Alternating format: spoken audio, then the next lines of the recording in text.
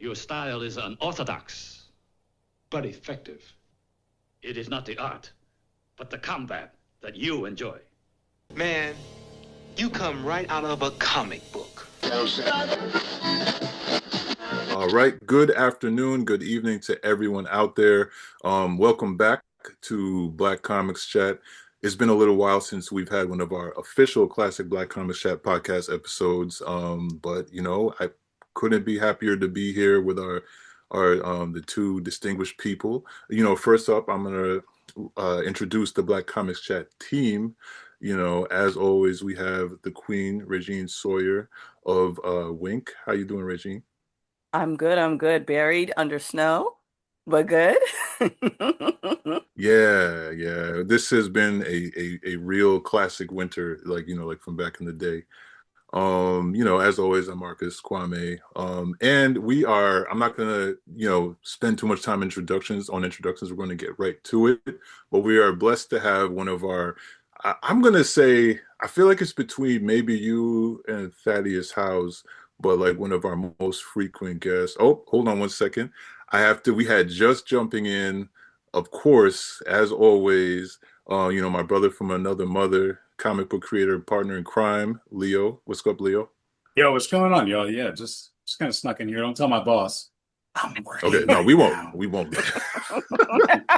we're all accustomed to multitasking. Yeah, man. So do it all. Yeah. So I was just about to introduce our illustrious guest. So we are here to speak to a man who, quick note, I remember, we had done like several interviews with Joe, and it was one of the times when I just picked up a bunch of my old Milestone books and was just looking through. And as I'm leafing through, Milestone, they'd have like a little bullpen section. And I remember know exactly what you're doing. Small thumbnail of a very, very young Joseph P. Illidge. That's right. Reading. You were reading. I can't remember what book you were reading, but it was a photo of you reading something at the Milestone. It was a studious clip. Did they do it on purpose? Was he like, all right, I'm gonna hold this, so you get me like when I'm like this, but I look real intense into it. I don't know. I don't know if we asked that last time. I honestly don't remember if it was a planned photo shoot, because that was quite a while back. Yeah. Next time. But I was an intense, studious person back in those days. So. I believe it. Yeah. Well, if time allows, I'd love to get into like some of your early experiences as well. But we're here today to talk about a ongoing initiative that this week we need you all to be a part of. But I didn't even formally introduce you. So we are blessed to have a longtime frequent flyer of Black Comics Chat, Joseph P. Illidge, in the house. How are you, Joe?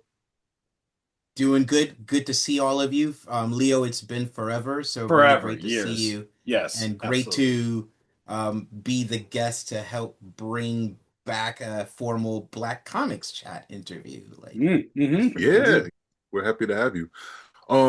So just Joe, I'm going to hand the floor over to you. We're going to speak all about the Dakota incident and why the audience, other than the fact that it's dope, the audience really needs to get out there and put our money and our time behind this.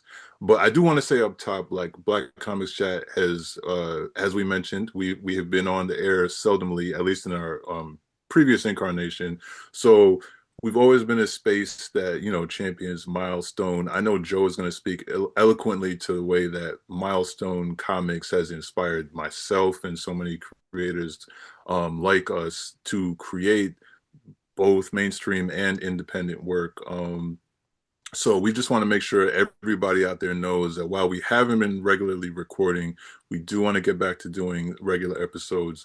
So anybody out there, please, if you have a comic, preferably if it's not toxic, especially if it's not toxic, reach out to us and we'd like to support you. We've had a lot of countless incredible creators of all levels of experience. So we want to make sure the floor is out there because we were created over 10 years ago, to support Black comic talent, and we're still here for that. We're just trying to figure out how to arrange it around our busy schedules and creativity. So, but I want to hand the floor over to Joe. So, Joe, tell us all about the Dakota incident and what you need from us as the public.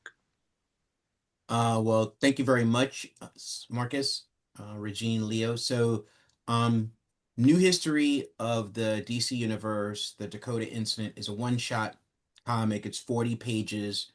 There's over 22 creators involved. The writing team is myself, Stephanie Williams, Morgan Hampton, and Nicholas Draper Ivy. And it's a one-shot spin-off from the successful New History of the DC Universe miniseries. It was spearheaded by Mark Waid. The editor is Marquise Draper, who's the milestone editor in addition to editor on a variety of DCU books. And so almost 1 year ago, he basically brought the writers together for this project, which was to basically explain the integration of the Milestone Dakota superhero universe and the DC universe, right? Because now that they are together, as was revealed in New History of the DC universe, well, what's the story of how these Mm, heroes have operated in the same world with Superman, Batman, and Wonder Woman? And so the writers' room was the four writers that I mentioned, including myself, Marquise Draper, senior editor Brittany Holzer, who runs the Wonder Woman office, and Mark Waid was there as a consultant for the early meetings, since there's no other person on earth that understands the DC universe like he does. He has the most encyclopedic knowledge of it, and since he had to have the big task of compressing the entire history of the DC universe into kind of like a small period for New History of the DC universe, he could help us with the interweaving, right? And mhm. so we've been working on this for over a year, and the book is coming out on Wednesday, February 25th, right? Now, Okay. the particular importance of this book is this book is intended to be, hopefully, the launching pad for the reemergence of the Milestone characters. So, Milestone has gone through several publication stages and reboots. The very first iteration of Milestone started publishing in 1993 and went to 1997. Milestone was founded by Dwayne McDuffie, Derek T. Dingle, Michael Davis, and Dennis Cowan. The fifth Beatle turned out to be Christopher Priest. He ended up leaving Milestone before they started publishing, but he was one of the co-founders and he was one of the creative architects of the Milestone universe. So, first iteration went from 1993 to 1997. The second iteration went from 2000 to 2025. And in between those things, a significant thing happened, which was a character called Static became the lead character in a cartoon called Static Shock that ran from the years 2000, I think, to 2003. Static became like a worldwide phenomenon, and suddenly we're here, and there are two generations of people that have been inspired by Static. A lot of them never even knew he came from a comic book, so they had to do their research and find their way to the Milestone comics. And a Milestone DC fusion had been attempted once before with limiting degrees of success. And Static has had multiple miniseries, but Static has never had an ongoing series. You know, a character who is a global phenomenon, whose existence and archetype, in a sense, predates Miles Morales from the Spider-Verse. And the Spider-Verse, as we know, is a worldwide phenomenon, right? As is Miles Morales. So, one big issue among fans is, why hasn't DC made a Static ongoing series, right? And there's been a lot of talk about it online over the last few years, you know, quite a bit. And what it really comes down to is DC Comics is a company that is owned by a corporation. So we cannot attribute human characteristics to a company. So we cannot expect their sympathy, their concern. We cannot expect their emotional support, right? The only thing that companies, especially companies owned by corporations, are going to respond to is profit, right?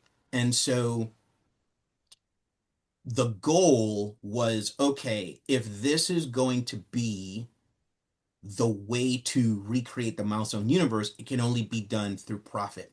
So with the support of my co-writers, because I did this letting them know and said, hey, are you comfortable with this? And so we emotionally connected with this, is the idea of the Dakota Incident 100K challenge, right? Which is the idea of selling 100,000 copies of this book. And selling 100,000 copies of this book, number one, that's an impressive number now. There's not a lot of books that sell 100,000 copies. I mean, usually the only books that do that have like Absolute in the front and Batman in the back, and like nothing else is really rocking like that. And so the value of selling that many copies is that then that data can be shown to DC as the kind of demand that is had for the Milestone universe, and specifically for Static, so that the community can then demand, hey, we purchase 100,000 copies of this. We want a Static series, and we've already showed you the demand. So give us the Static series, right? So it's a way of taking energy and effort and concern and complaint and debate and directing it all in one direction in a way that can actually achieve the result that is desired. Now, just quick question. Does the 100K, does that include digital and printing? That's really print. And the reason for that is because the demand of something is determined through the direct market of retailers, right? And the direct market comic book industry, there's basically 2 or 3 stages, right? Stage 1 is what's called final order cutoff. And most people on this planet should not have any idea what that means. So basically it's pre-ordering. And what it means is a month before the comic shops are going to get the book, you go to them and you say, hey, I want this book, put it on my pull list, like save it for me, so that when I come in a month, I know I can come get that book. I won't come and the book has been sold out. So it's basically reserving a copy or multiple copies for yourself. And what happens is those pre-order numbers are what show the publishers, oh, this is the level of demand for this book, right? So pre-ordering to show that you seriously want something, that is of high importance. Part of the problem is the publishers do not make an effort to communicate the importance of pre-ordering to the public.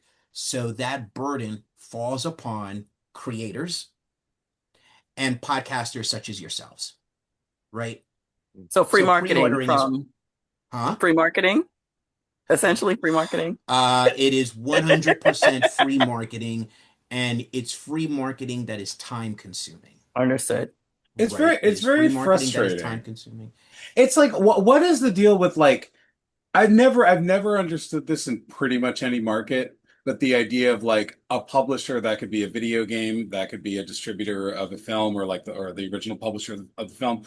This whole idea of like, sometimes it seems like they're just standing there, like shrugging their shoulders, like, I guess nobody came out to see this. I don't know what happened. You know, we put, I don't know, Pedro Pascal on it, but nobody really bought the tickets. And then other times there's just this phenomenal promotional push for it. And then and it's just you can't get away from an ad, you can't get away from an interview, you can't get away from anything. They're just putting just full steam ahead behind whatever it may be. And I feel like more often than not, when that happens, I don't hear a ton about the sales figures. You just remember the successful promotional campaign. You don't think like, oh yeah, and then they boasted how well their promotional campaign did. It always feels from the fan side, like with tons of stuff, it always feels like stuff is like set up to fail. I know we all remember when Luke Cage broke the Netflix servers, even though they refused to tell us that's what had happened. They're like, that's not what happened, and we're like, obviously that's what happened. And then Luke Cage gets canceled after that incident, and we're like, well, seems like it did too well. But you guys are just sort of like, I guess nobody's really into this show, so let's just move on. So what can you say about the opaqueness, the opaque quality of that promotional versus results situation when it comes to publishers and creators? Yeah, I can't really speak to it on the Netflix level that you were talking about, but in terms of the direct market of the comic book publishers, and the direct market is basically composed of publishers, distributors, and retailers, right?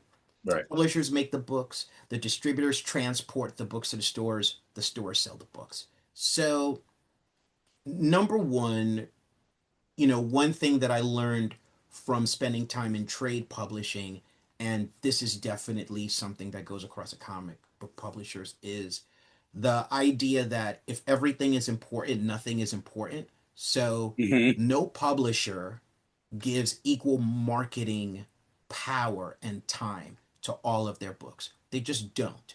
They basically put their books into tiers, right? Which books are we going to put as priority? Which books will be secondary, and like everything else. Okay? And part of what happens is, quite frankly, diverse titles usually get categorized as everything else, right? And they usually get characterized as everything else because of this fictitious notion that diverse stories do not sell, right? In a world where the Black Panther film made $1 billion, in a world where Sinners was one of the top 3 successes for Warner Brothers Discovery in 2025, right? So these fictitious ideas get maintained, and what they do is they give the publishers license to deprioritize them, right? So if we're talking about DC Comics, top line titles would be anything with the word absolute in the front of its name. Secondary would probably be the Vertigo relaunch and Compact Comics, and everything else would include Milestone, right? Part of the reason for that is because Milestone has been mismarketed for years as Black Comics. Milestone is a fully diverse superhero universe. The original Milestone had a fully diverse staff, and by fully diverse, I mean, yes, including white people. Oh, my monocle popped up. Hey, listen, so fully diverse by Jove, from the staff to the creators to the characters. If you're talking about ratio wise, Milestone is just as diverse as the Marvel superhero universe or DC super. Well, probably more so than both of those. Yeah. Can we get into what happened last week though? Just in regards to the pre-release. Yes. Of this wonderful book that should not have been pre-released. How does that affect not just the promotion of the book, but the sales? I mean, and the pre-release was digital, and I know you mentioned that's digital releases aren't counted in terms of the 100,000 that you spoke about.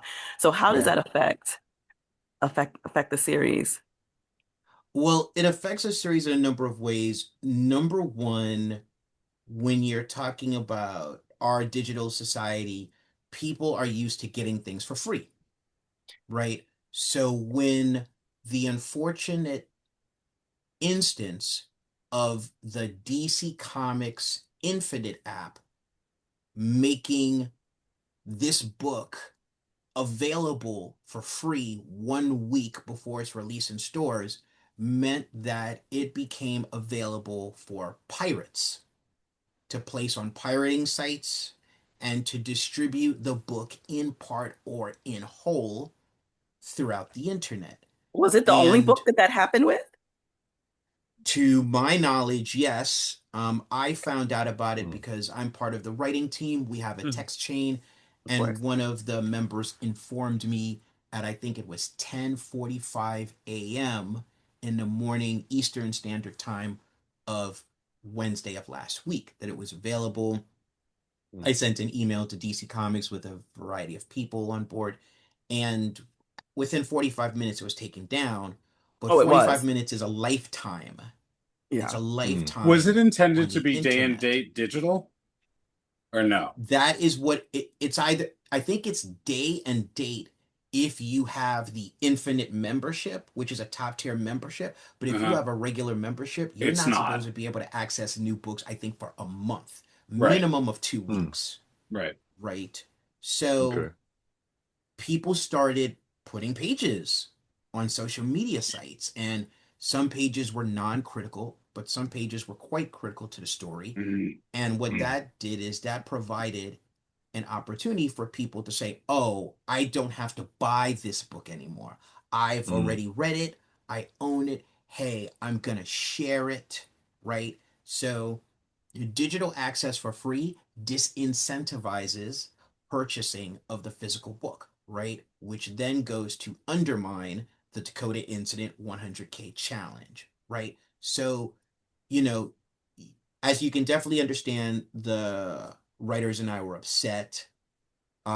DC solved the problem with the app, but the pirating and the dissemination of the pages, that genie bottle was open.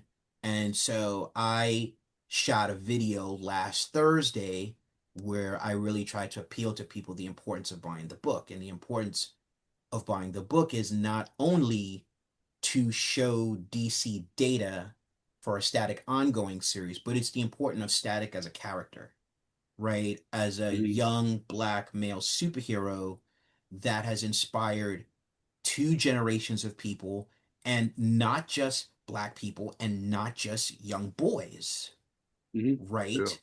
And so, I go to conventions and people from different walks of life are cosplaying as Static. There's so many people that know Static either from the Static Shock cartoon or from Young Justice, right? Mhm. Yeah. He's a well-known character. That character needs to be maintained in publication so that he can undeniably get the media status for animation or for live action. But for that, you have to show numbers, you have to show metrics. And so Yeah. a Static miniseries won't cut it, right? You need Static to have an ongoing presence, similar to how Miles Morales just went 42 issues at Marvel Comics, right? There's Mhm. no Mhm. reason that Static, who is the spiritual ancestor of Miles Hmm. Morales, can't go a long run like that. So that's really what I'm trying to communicate to this book is how people can take steps to get the change that they want through this book. Yeah. So I have so many things I want to ask you. Also, just quick check. How are you doing on time? Because We'll I just don't want. keep All right. going. Okay. All right. Cool. So, well, first of all, I have some nerdy questions about the merging of the universes. But I guess before we even get to that, I'm um uh, obviously BCC. We want you to sell over 100,000. Thank I you. think one of the things that's important, a lot of people, who listen or read Black comics are familiar with Milestone, but I almost feel like we should like maybe spend a little bit of time because you touched on some of the relevance of Milestone, both in Static. You spoke about the history, but when I think about the impact that it had on me personally, right? When I was a kid. Like I loved to draw, I loved comics. In the back of my mind, I was like, yeah, I would love to draw comics one day. But when 1993 came, you know what I mean? And I went to Earthworld Comics in Albany, New York, and Hardware was first, I'm pretty sure. And I got that That's right. Hardware issue, and then followed by like Blood Syndicate and Static, and it like blew my whole mind. You know what I mean? And it wasn't like, oh, hopefully I'll draw comics one day. It was like, nah, I need to do this, Mhm. and it like Mhm. it put a fuel in me, like I know it did for so many. Now I know this is the internet goes out to everybody of all generations, so it's multi-generational. And I think maybe younger listeners might be familiar with Static, like you said, from the cartoon, or Young Justice, where Icon and Rocket popped up also. But I think, I guess, can you speak to the a little bit more just to the impact, because personally, right, like even before I knew of the Dakota incident, I have been really lamenting like how the Milestone Returns launch has been handled, in the sense that I really enjoyed a lot of these books, but they're released in this season format where you get an arc and then it's not heard of again. You know, like Blood Syndicate came back, and there hasn't been a season two, and there's nothing announced. So to me, I've been complaining for a while, not only about the fact that there's not a static book, which is like just beyond common sense, but I think that the fact that there hasn't been a monthly commitment the way we had in the 90s to the other books as well sends a very clear message, whether they intended to or not. So I guess that's a lot. It's more of a comment than a question. But my question is, I guess, can you speak a little bit just about um, the initial Milestone run, and that legacy and the importance? Because personally, I would like to see you succeed, not only the book and not only in us getting an ongoing static series, but honestly, ongoing Blood Syndicate, Zombie, everybody. Like, you know what I mean? So yeah, I guess just speak a little bit about the cultural significance of Milestone and why people should support it. So Milestone started publishing in 1993. I mentioned the founders, I mentioned the diverse staff. Started with four titles: Hardware, Blood Syndicate, Icon, and Static, right? So you're talking about 1993. At that time, the superhero universes and their staffs were basically, for the most part, culturally homogenous, right? And characters of color were only colored. If you were black, all the black people were colored with one complexion. If you were Asian, all the Asian Hmm. people were colored with one yellow. So there was no complexion variance. Right, There wasn't a lot of people from different backgrounds behind the scenes, or there were actually a number of people of color as artists, not necessarily as writers. Writers, there were very few, but it was a pre-internet time, so you didn't know what these creators looked like unless you right, went to comic book conventions, which again, we're talking about the 90s, is nothing like the huge things that they are now in a post Marvel Cinematic Universe world, right? So the Milestone superhero universe was everything that all these other companies were not, in terms of cultural diversity, in terms of the diversity of sexual orientations in their characters, how characters that were disabled were presented, right? Like Milestone showed the full variety of the world, and it hit the industry like an atomic bomb. And because they had the distribution deal with DC Comics, and there was no deal ever like that before Milestone, where an independent publisher had a co-publishing and distribution deal with a company of that status, right? So Milestone was unprecedented in a lot of ways. To give you a sense of the time, 1993 was the same year that Wu-Tang Clan emerged in yep, music. So I was yep, there from 1993 to 1997. We had musicians, we had actors, we had Quincy Jones and his business partner David Saltzman visited the offices. So Milestone was a world phenomenon, got write ups in the Village Voice, right? Milestone was a worldwide phenomenon. It was a culture changer. And it inspired and activated a lot of people like myself who would go on to have careers in comics, who would go on to create their own comics, who would go on to create their own companies.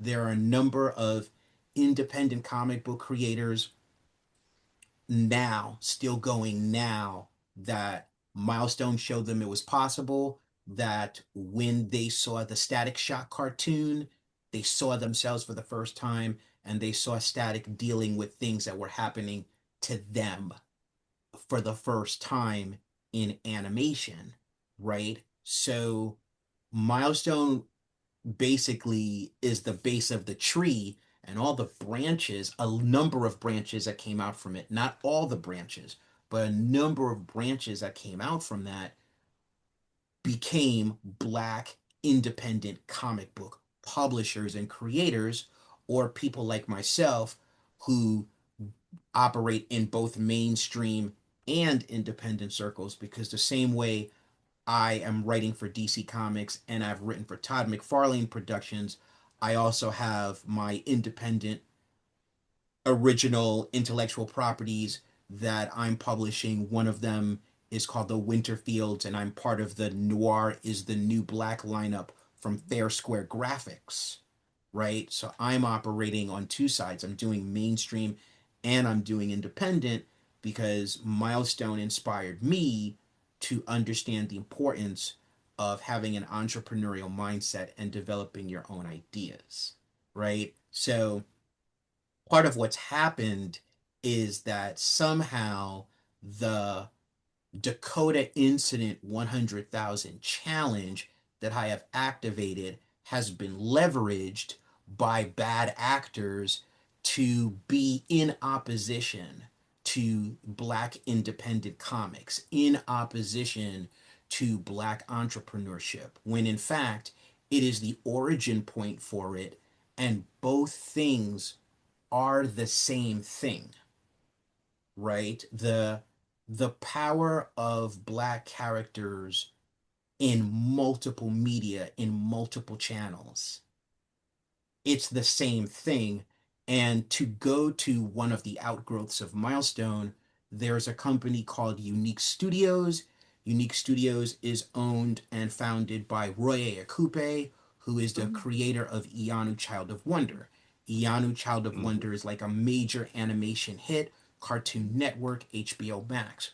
Well, that started from Unique Studios, which is a publishing company, which put out a line of superhero books based on Nigerian mythology and culture and identity. We had him here early on BlackComicsChat, very, very Listen, early.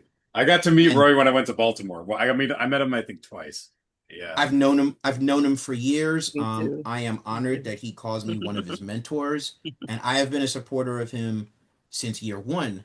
And what happened is a high-ranking editor from Dark Horse Comics saw his table at an event and saw that line of books, and he was like, this guy's doing something that we don't have, and we can't make it because we don't have the perspective. We don't have the authentic perspective. And that began a conversation which led to a publishing deal in which Unique Studios books are co-published and distributed by Dark Horse Comics, which is the parallel to the Milestone DC business structure from the 90s, right? So you saw that business model brought forth into the 21st century, leading to this amazing animated series, right? And so it is the same story, and any separation of that does not understand what the intention of Milestone was. When Dwayne McDuffie, Dennis Cowan, Michael Davis, and Dennis Cowan put the company together, the company was meant to create the next generation of creators and executives and inspire them for entrepreneurial mindset. Now, I would like to know, how did the project come to be? Like this new project, the Dakota Incident? Well, yeah, Marquise Draper called the writers together and said, we would really like to do an eventful book for this endeavor, right? Okay. And, when you have a writer's room, the first stage is always throwing ideas against the wall and seeing what sticks, right? And as time goes by, then, things start coming together and the story starts laying itself out, right? So once we had an idea like, okay, this is the story, then Marquise basically assigned the chapters. So I did chapter 1, Stephanie Williams did chapter 2, Morgan Hampton did chapter 3, Nicholas Draper Ivy did chapter 4 in terms of the writing. And then once we had all the scripts, then it was like, okay, bring in the art teams, do it stage by stage. And again, Brittany Holzer from DC and Mark Wade were there. to make sure that it was fully a DC event as well. Because listen, all of us, we're all fans of the DC universe. We're pretty familiar with it, but Right. we don't know all the guardrails from an administrative point of view. So we got that kind of guidance. And so it was really a lot of work, a lot of people jamming on this, and, tweaks on scripts and tweaks on art, and, running at the razor's edge to get it to the finish line so it gets to the printer on time. But that kind of collaboration is what you're really going to see in the book. And part of what the book does is it explains an event that happened in January in which DC Comics, as part of their big DCKO No. universe-wide event, they had a one-shot called DCKO, The Kids Are All Fight, which had a number of DC's teenage heroes led by Superboy, and I think it had Wonder Girl, and I think it had Batgirl. And something that was set up but was not announced was the return of Static in that book. And Ooh. so, Okay. everyone got excited by it and said, like, okay, what does this mean? Where has he been? What's going on? So the Dakota incident explains, okay, where had Static been? Why is he back in this costume, which is different from the last one we saw in publication, but actually looks a lot like the one we know from the cartoon. Right? So Okay. it's the explanation of everything that precedes that and how this book will launch the reemergence of these characters forward in the DC universe. So is that the hope? Like the hope is that we'll see like Blood Syndicate again, we'll see Static again, we'll see Icon again. Is that the hope that they'll have their That own is, line of books? yeah, that is the hope.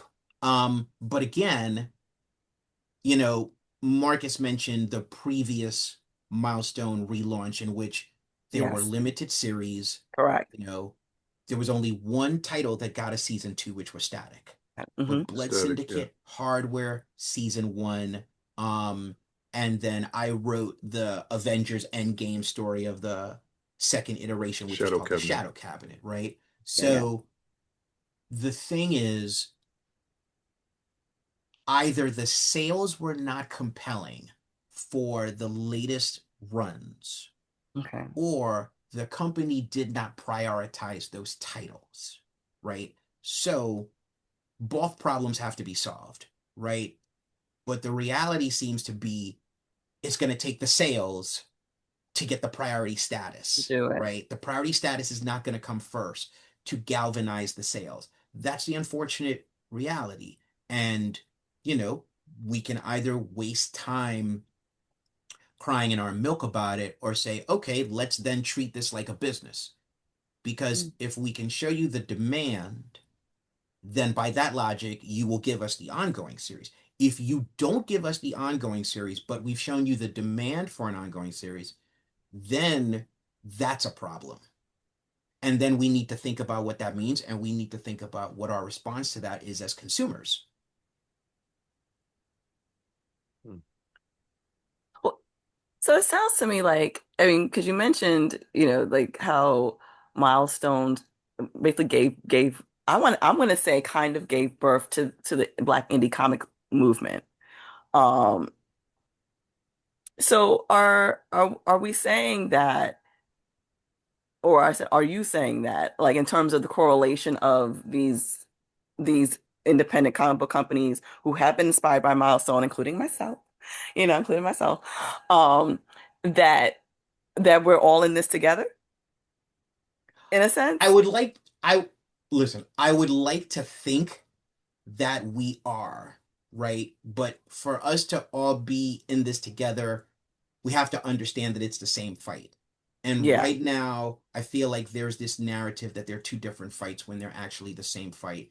And to be clear, Milestone was not the only what I would call activator of the Yeah. Black comics movement. Mhm. Certainly, Yeah, you had Big Brother City Man. Comics with Yeah, of Brother course. Man. Certainly, Yeah. Tertel Only, God Only. rest her soul. I mean, God rest his soul, who coined and named and started the Black Age of Of comics. comics, yeah. So you can find a period of time in the early 90s where there were multiple pillars, and the Yeah. multiple pillars led to the big black independent comic book publishers ecosystem that we have now. But Milestone was certainly one of those pillars. Yeah. Right. Well, you know, And with that, yeah. we should understand that the Dakota Incident 100K challenge for the success of Static is a beacon or an opportunity for the success of the whole ecosystem, right? Because let's just think about it from the perspective of parents, right? Mm-hmm. Which, you know, a lot of people, they make stories for people their age, but they don't really think about the kids. Part of the reason why Ianu Child of Wonder is a success is because youngsters, right, can really connect with it. The older people you're going to get, whether it's the parents or whether it's the people like us who like amazing fiction, but young people, right? Young people and their parents. So Static succeeds, they're going to want more. Young people are going to want more heroes. Parents are going to want more examples like that. And then there's this entire world of comics and creators and characters and publishers for you to discover, right? For you to learn about, right? So if we all came from the same pillars, then how are we not one community? Marcus, you want to ask something? Yeah, so I mean, absolutely, because I feel like you're speaking to the spirit of Black Comics Chat, um, and like you referenced Roye and so many people that we had on in our early days, and yeah, like Milestone it's like even if we don't want to say it's the only inspiration, it's like It's it's a central. cornerstone. It's absolutely a cornerstone, Cornerstone. and 100%. yeah, and I feel like this is timely because I've legitimately I've been a guest on another podcast series where we were making our way through the Milestone compendiums and just really revisiting all that 90s work. And for me it's like I know it's like being in a time warp, you know, it's like really revisiting formative comics for myself. It's really seeing how much it's speaking to today, you know, and I, because you were speaking about again the breadth of you know, humanity that Milestone represented. Because obviously, you know, Milestone, let's not get it twisted. It created some incredible Black comics, Black creators, but it did make space for so many other people. Like John Paul Leon is like one of my favorite artists. You know, God rest his soul, and so many other people. I mean, Milestone was doing comics with a trans protagonist. Like we still today aren't getting it right, you know what I mean, as a society when it comes to you know, our trans brothers and sisters. But like Milestone was like really directly tackling that back then. So again, this is a comment, not a question, but I think my question where I wanted to go was and feel free to say you got to pick up the book to get that answer, but I'm one of the things that really piqued my curiosity when you were talking about like the merging of the universes. I know that there had been one of the Milestone specials in like maybe the last 5 years that had like a kind of like one-off event, giant size book in which like the 90s universe interacted with the current Milestone universe.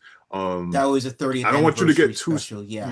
yeah. I don't want you to get too specific or spoil anything, but if you can answer, does the relationship of the two universes figure into this particular story at all?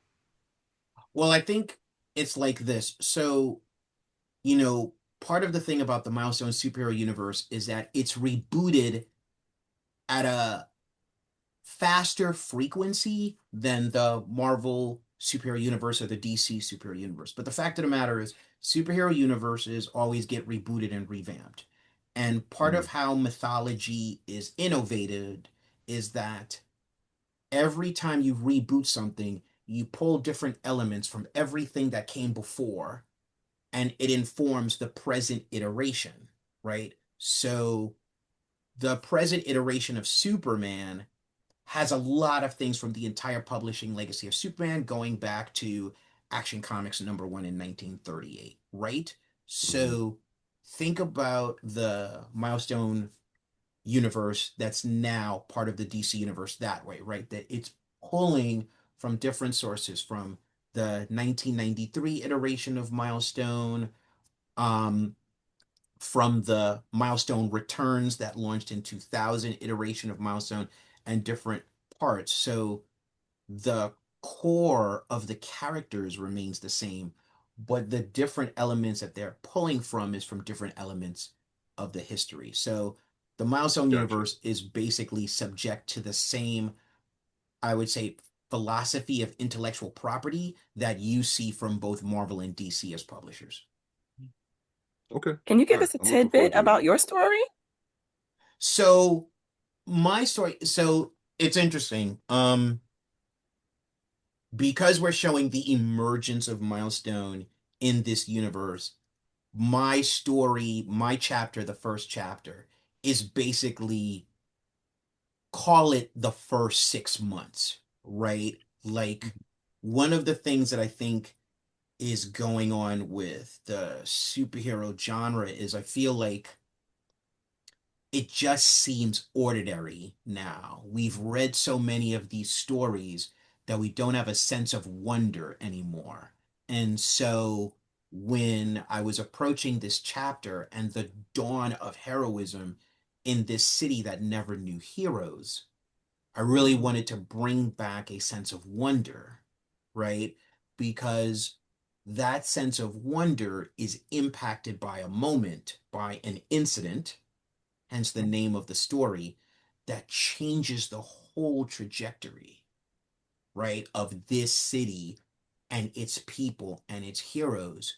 But for the introduction, for the beginning, it's the emergence of superhumans in a normal city. That's an amazing thing, right? And so that sense of wonder is a metaphor for the sense of wonder when Milestone hit the world in 1993 and so many people's eyes opened because they were like, I never saw heroism like this, and I never saw myself, or I never saw my dad, or I never saw my teacher, or I never saw my professor, right? It's like, oh, now it's all clear. So you think like Right. you think like the Bang Babies is sort of like a metaphor? Like it's like the people, it's like this thing that's brand new. I'm talking about back in like the original run. It was sort of like meant to be metaphorical or allegorical for people finding something new, with skin colors that normally didn't interact with this type of sci-fi fiction Right. superhero stuff. I think the That's interesting. Milestone, the entire Milestone concept, I think is it's both entertainment and it is representational, right? And you can look through various Milestone stories, and there are aspects of that in the Dakota incident, which are certainly metatextual, right? Hardware. If you've read Static Shock Rebirth of the Cool, that Dwayne McDuffie wrote, that John Paulione illustrated. On one level, it's a story about the Milestone heroes all getting hunted and how it compels Static to put on the costume again and unravel the mystery of who is doing this, right? But it is also a metatextual statement on the erosion of the relationship between Milestone and DC Comics. Yeah. Yo, And once you understand That's once you great. understand that, it lands differently for you. Yeah. Right? Yeah. So there is a metatextual aspect to New History of the DC Universe, the Dakota Incident. But the metatext is not the dominant thing, right? The dominant thing is this is a dramatic story about something fantastic grounded in a real humanity that people can identify with. And within that story and within that theme is metatext. Hmm. And when you read it, you'll totally understand what I mean. Once you read Absolutely. it, No, it's I'm like, looking I for. get it. I get Yeah, I get I get what this story is about, and I get what it's really about. yeah. No, it's pre-ordered and it's in my box at the comic shop. So, Good I man. notoriously will get to the shop late to get my books in my box, but this Wednesday I will be there. Um, one thing I wanted to say, right, like is so you referenced obviously the leak, and the ways that that can undercut this effort. And I Yes. one thing I want to say to everybody, and I've done this before. I put my money where my mouth is um if I've let's say I have, read something digitally, but I know that it's something significant that I want to put my money with. And I do this with music, like Leo will tell you, like Bandcamp, um, even with music, it's like you can listen to something on streaming the day of, but if it's an artist I really want to support, I'll go purchase an album, like you know what I mean? And so I would encourage anybody, Yep. if you happen to have read this or read pages from it, don't feel like it's you know what it's about. I think that is one of the things in general in this modern age of the internet and social media times comics that can be a little bit frustrating because pages get leaked early. People read it, have hot takes, and assume that they know what it's about. And you really need to read a comic in its entirety to know the deal. Also, for what it's worth, Joe, myself, Leo, Regine, we've all made comics. People put Yep. hours and hours and months and years into these books. And so, Yes. looking at panels online about Dakota Incident or any other comic, it's like look at it as like an appetizer or a movie trailer, but you don't have the entire meal. Like, you know what I mean? I always encourage people to read comics more than once. That's how I kid, because when I was a kid, it was like, sometimes I'd have money for comics, sometimes I wouldn't, but I would reread those joys. You know what I mean? So like, and I found that experience like it's part of what really made me love comics because it's like I wasn't just like inhaling it, and then stepping on to the next thing as we do with everything these days. So, like in general, read comics more than once. Most importantly, everybody, hopefully you've pre-ordered. If you have not, still go to your store. If they don't have enough copies, then let your store owner know that you would like them to order a copy of the book for you. But like, let's all get behind this and make this a success. I'm going to say for ongoing static, but in ongoing milestone in general, because we need that. But yeah, I'm biased towards static. I was one of those kids. I was like actually Virgil's age when it came out. Yeah. I did a talk this weekend, and people were Yeah. asking me about like my path to comics, and I was talking about that. I was his age. I was a nerdy little black kid, like you know what I mean. But see, the thing I liked about Static is he wasn't Urkel. Virgil wasn't Urkel. Like that was a fundamental misunderstanding of being a black nerd. I You know what I mean, well, mean? I Because mean, if Virgil you was read the cool, book, you knew that. I mean, and right? and I think that's Absolutely. part of it. Yeah. That's part of I think is a problem is that people are commenting on things when they don't have the knowledge of the thing. Yeah. Right. People are commenting Yeah. on the Yeah. characters and they've never read the books. They're commenting on what the company is about and they've never read anything from the company. They're commenting on the business dynamics of the company when they've never seen the contracts. People are so focused on what they don't know instead of learning about the thing. And, to your point about buying the book, as a society, we are heading towards a return of appreciation for the physical object. Well, here's one of the reasons because some years back, streaming channels emerged and they told us, hey, you don't have to buy DVDs anymore. We have your entire library here. All you have to do is subscribe every month and you have access to infinity. And you don't have to fill a shelf in your house or a second shelf in your house. You don't have to have them in boxes. You have everything. And so people stopped buying DVDs, and then the streamers started taking the things away. Yup. Yeah. And then Oh, all yeah. of us were sitting here in our homes, and it was like, oh, I don't have Westworld anymore. Mhm. I Yep. don't have that offbeat show that you had that I really loved, but for some reason you may or may not want to pay the actors residuals. It's like, and suddenly all And of us are on like, brand, wow, I don't mean to interrupt you, but keeping it on brand, another thing that two things that conspicuously disappeared from HBO Max are both the static animated series and the Milestone documentary. You know what I mean? Like, 100%, so 100%. And yeah. so those cannot be owned. I mean, if you're lucky and you have the DVD set of Static Shock, you know, I mean, listen, that's a collector's item set right there. The Static Shock series is actually going to return as of March 1st on Tubi. Oh, So if okay. anyone cool. wants to go to Tubi, Static Shock is returning there March 1st, or emerging there March 1st. But so we have learned through various industries that having the thing, owning the thing, physical thing, that is the deepest connection that we have. And, you know, reading a comic book is an experience. One of the things that you don't get when you're reading it digitally, you don't get the page turn. Like there's something Mhm. about